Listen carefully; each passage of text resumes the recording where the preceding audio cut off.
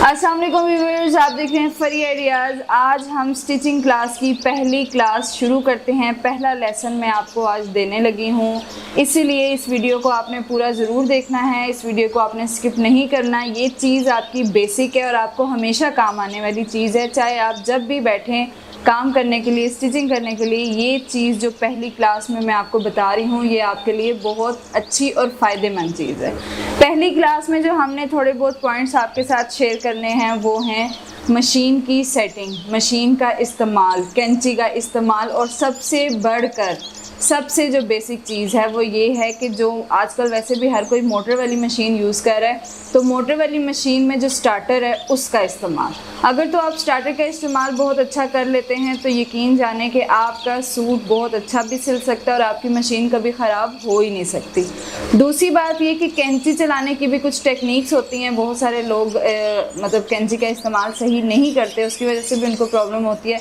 इसलिए आप मेरे साथ जुड़े रहें। ये 2 पॉइंट्स ज़्यादा बेसिक हैं, बाकी मशीन का इस्तेमाल मैं आपको साथ साथ बताती हूँ। सबसे पहले मशीन के बारे में थोड़ी सी गाइडलाइन आप ले लें। इसका ये काम करने बहुत ज़रूरी हैं। आप जब भी मशीन का इस्तेमाल करते हैं, और जो लोग वैसे भी सिलाई नहीं करते उनके घर अगर मशीन है भी तो वो बड़ी डस्टी होती है। सबसे पहले आपने मशीन को रखना है। काम करने से पहले आपने अपनी मशीन की डस्टिंग ज़रूर करनी है, उसको हल्का हल्का इस तरह से, ये जो जिस तरह मैं मतलब ये काम कर रही हूँ, आपने भी इस तरह अपनी मशीन को हल्का फुल्का साफ़ ज़रूर करना है, क्योंकि डेली बेसिस पे इस पर डस्ट हो जाती है। इससे ये होगा कि डस्ट आपकी मशीन के अंदर नहीं जाएगी और जो है वो मशीन जाम नहीं होती। अच्छा, डस्टिंग हमारी होगी, उसके बाद आपने जो है धागा जब डालना है बीच में, फिरकी आपने भरनी है। अगर तो फिरकी आपको पता है कि यहाँ से भरी जाती है, आप इसके ऊपर फिरकी लगाते हैं और यहाँ से ये फिरकी भरी जाती है। एक और चीज़ कि कुछ लोगों की मशीन यूँ चलाने से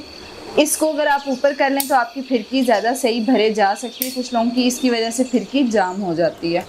ये चीज़, ये पॉइंट आप देख लें। इसको आप हल्का सा प्रेस करेंगे तो आपकी फिरकी भरी जाएगी। उसके बाद आपने फिरकी की डब्बी को देखना है। इस चीज़ को आपने देखना है कि इसके अंदर कोई धागा तो नहीं है। अगर है तो इसको आपने ना अंदर से इसकी सफाई करनी है। जब भी आप फिरकी इस डब्बी में डालें तो इसको यहाँ पे फूंक मार के थोड़ा सा इसको साफ़ कर लिया करें। उससे ये होगा कि आपकी ये डब्बी मतलब कोई धागा अगर फंसा है तो वो आसानी से निकल आएगा। उसके बाद आपने डब्बी को देखना है कि आपकी डब्बी टाइट तो नहीं है। अगर तो आपको अपना धागा टाइट लग रहा है तो आपने अपनी फिरकी यहीं से निकालनी है बाहर, और इस जो पेच को हल्का सा लूज कर देना है। इसको आपने फिरकी की मदद से ही हल्का सा लूज करना है। ये हो जाता है इसी से ही।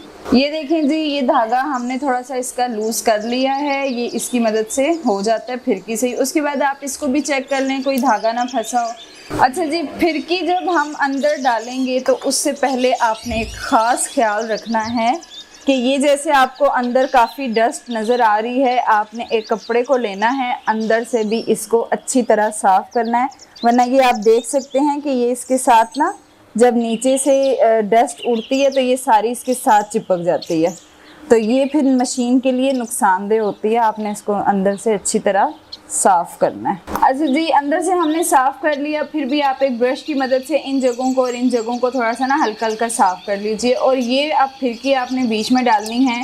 जब तक आपकी फिरकी एग्जैक्ट डल ना जाए आपने छोड़ना नहीं है। इसको यूँ मिड में रख के ऐसे प्रेस करते हैं और एक आवाज़ आती है, तब पता चलता है कि फिरकी डल चुकी है। फिरकी तो हमारी डल चुकी सेट होकर। फिरकी डालने के बाद आपने डालनी है नलकी। नलकी को आप चेक कर लें कि आपका धागा सही पड़ रहा है कि नहीं। यहाँ से आपने एक बार राउंड करना है और इसको भी साथ आपने देख लेना है। कोई धागा वगैरह अगर हो तो इसको यहाँ से खोलें और फूंक की मदद से ही इसमें आप धागे रिमूव कर सकते हैं, या कोई ब्रश रख लें।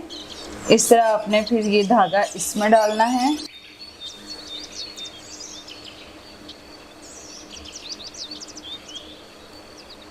ये धागा आपका डल चुका है, लेकिन आपने यहाँ से चेक करना है कि क्या ये धागा आपका टाइट है, तो आपने इसको हल्का सा लूज कर देना है। ये हमारा लूज हो गया, ठीक है। अब उसके बाद एक बार आपने पाँव इस धागे को पकड़ना है, ऐसे नीचे की तरफ करना है और ये आपका धागा आ गया। बहुत ज़्यादा आपने बार बार पाँव को ऐसे घुमाना नहीं है, वरना नीचे धागे फंस जाते हैं। ये हमारा काम हो गया।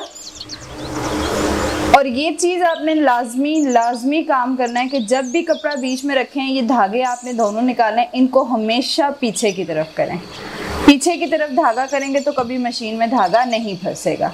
अब आपने ये काम करना है कि अपने धागों को ऐसे दोनों को खींचना है और चेक करना है कि आपके इक्वल बाहर आ रहे हैं। अब ये मेरी मशीन के ऊपर नीचे वाला धागा इक्वल आ रहा है, मतलब इसमें कोई कहीं किसी एक धागे को भी खिंच नहीं लग रही। यहाँ तक हो गया हमारा काम। अगला जो हमारा काम आ जाता है वो आ जाता है स्टार्टर का। स्टार्टर वैसे तो पाँव से इस्तेमाल होता है, लेकिन मैंने ऊपर रखा है कि मैं आपको बता सकूं कि आप इसका इस्तेमाल किस तरह से करेंगे।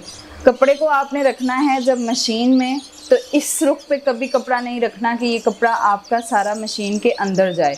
हमेशा कपड़े को इस रुख में रखना है कि कपड़ा आपका हमेशा ये जो ज़्यादा वाला है वो बाहर की तरफ हो।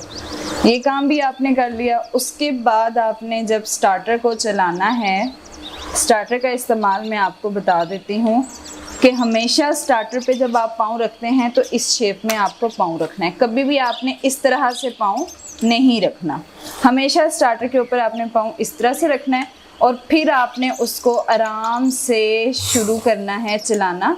बहुत ज़्यादा मैं आपको बताती हूँ यहाँ से कि आपने फ़ौरन इसको ऐसे नहीं कर देना। ये फिर एक तो आपकी मशीन का टांका भी टूट सकता है, टांका ख़राब भी हो सकता है। हमेशा आपने बड़ा स्लो इसको लेकर जाना है। ये आपकी मशीन चल गई, फिर आपने हल्का हल्का उठाना है, फिर चल गई। ये देखें इस तरह। अगर आपने मशीन की स्पीड तेज़ भी करनी है तो आपने अपनी मशीन की स्पीड एकदम तेज़ नहीं करनी, स्लो ऐसे। ये चीज़ पाँव हमेशा आपने इस तरह स्टार्टर पे रखना है, फिर आपका कभी भी एकदम स्पीड आपकी तेज़ नहीं होगी। ये हो गया। अब आप इस मशीन का टांका देख लें कि हमने थोड़ी बहुत सेटिंग तो की है, टांका बिल्कुल परफेक्ट है, लेकिन ये टांका बहुत छोटा है।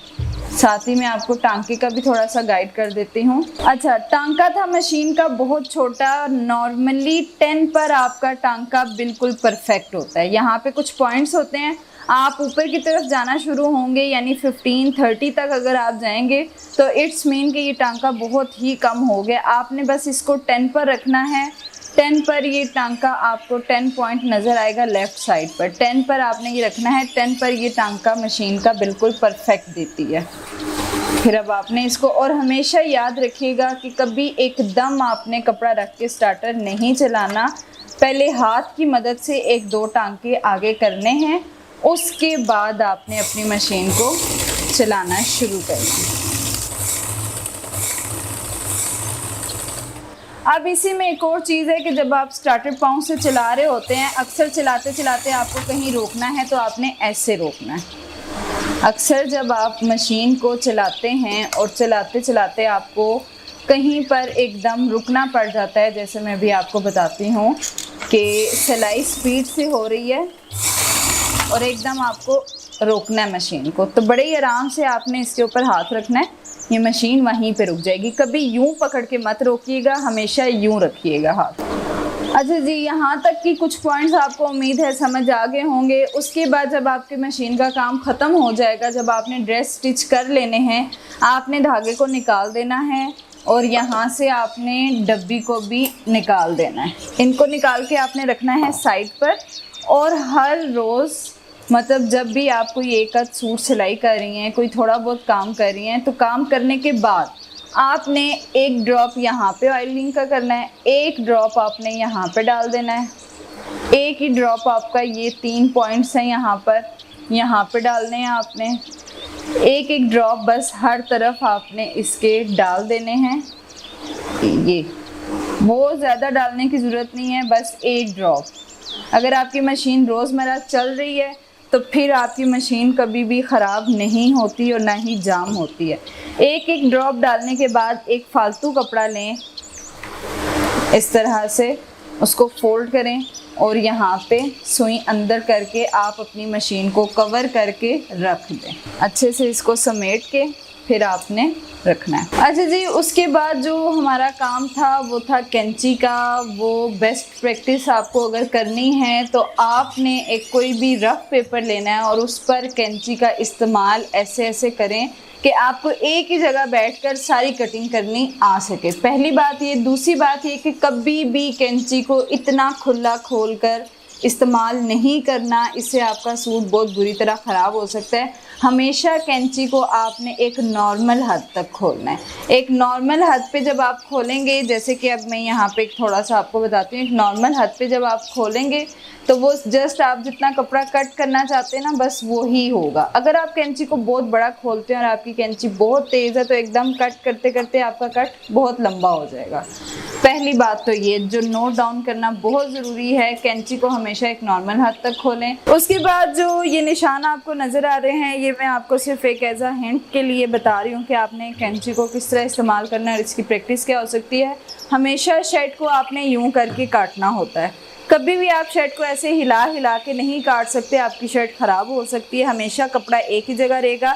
आपको सिर्फ अपने हाथ से कैंची का इस्तेमाल अच्छे से अच्छा करना आना चाहिए, और वो प्रैक्टिस आपकी तभी मुमकिन है जब आपने उसको पेपर पर किया होगा। अभी जैसे कि मैं एक ही जगह खड़ी हूँ, मैं कपड़े को भी नहीं हिला रही हूँ। अच्छा, ये साथ साथ आप देख लें कि मेरी हाथ की मूवमेंट में जैसे जैसे जिस कट पर मैं जा रही हूँ कटिंग होती जा रही है। मेरे हाथ को आप देखें और कैंची पकड़ने का तरीका चेक करें। इसी तरह अगर आप रखेंगे तो आपके लिए भी बहुत आसानी होगी। इसी तरह आप कटिंग करते जाएं और आपके लिए प्रैक्टिस हो जाएगी। ये सारा काम एक ही जगह खड़े होके हो गया। लेकिन जो अक्सर लोग ऐसा करते हैं, वो शर्ट को काटने लगेंगे तो अच्छा जी अब ये कटिंग है तो शर्ट को यूं कर लो, अच्छा गोल कटिंग है तो शर्ट को ऐसे घुमा लो। ऐसे आपने कभी भी नहीं करना, हमेशा एक ही जगह रख के कटिंग की जाती है। दर्जियों को भी अगर आप जाके देखेंगे वो कभी भी अपने कपड़े को नहीं हिलाएंगे। कैंची का इस्तेमाल अगर आपने इस तरह घुमा घुमा के करना है तो एक पेपर ले लें और पेपर पर आप उसकी प्रैक्टिस करें। बस अपनी मर्ज़ी से उसको गोल गोल घुमाते जाएं वो आपकी इतनी पक्की प्रैक्टिस हो जाएगी ना कि आप कपड़ा, कोई भी कपड़ा हो आपका, कभी भी मसला नहीं करेगा। ओके जी, खुदा हाफिज़। इंशाल्लाह नेक्स्ट वीडियो में मुलाकात होगी एक नई इंफॉर्मेशनल वीडियो के साथ।